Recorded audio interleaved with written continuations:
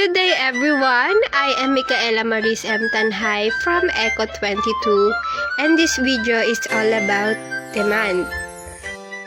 Demand is the relationship between price and the quantity demanded of a certain goods or services.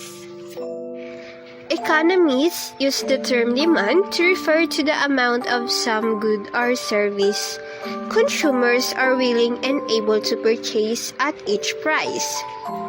Demand is based on needs and wants. A consumer may be able to differentiate between a need and a want. But from an economist's perspective, they are the same thing. Demand is also based on ability to pay. If you cannot pay for it, you have no effective demand. So the question, is demand the same as quantity demanded? The answer is, in economic terminology, demand is not the same as quantity demanded. When economists talk about demand, they mean the relationship between a range of prices and the quantities demanded at those prices. As illustrated by a demand curve or a demand schedule, when economists talk about quantity demanded, they mean only a certain point on the demand curve or one quantity on the demand schedule. In short, demand refers to the curve and quantity demanded refers to the specific point on the curve.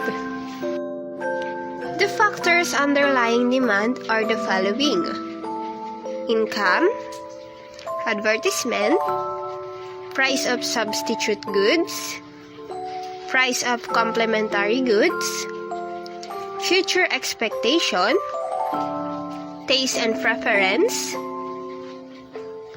population. A very important factor underlying demand is income. An example for this is a person with low income and high income. Low-income person demand fewer goods or services than high-income person because their budget is limited.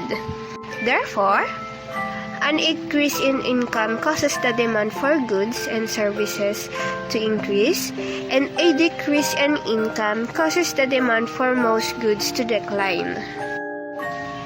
Advertisement is the second factor underlying demand.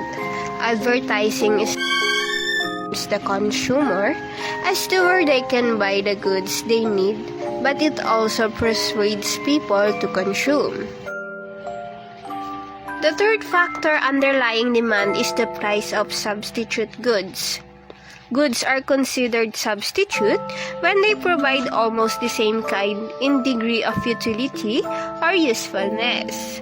An example for this is a margarine is a substitute for a butter. The fourth factor underlying demand is price of complementary goods. Goods are considered complementary when they go together or can be used together. An example for this is automobiles and gasoline. The fifth factor underlying demand is future expectations. People anticipate what will happen at a certain time in the future. Therefore, if the price of the good is expected to rise, the demand for it will increase because people hope to purchase the item before the price goes up. The sixth factor underlying demand is taste and preference or personal preference for something. The seventh factor underlying demand is population. Demand for a certain products depends on the number of customers. And that's all for today. Thank you for watching. Goodbye.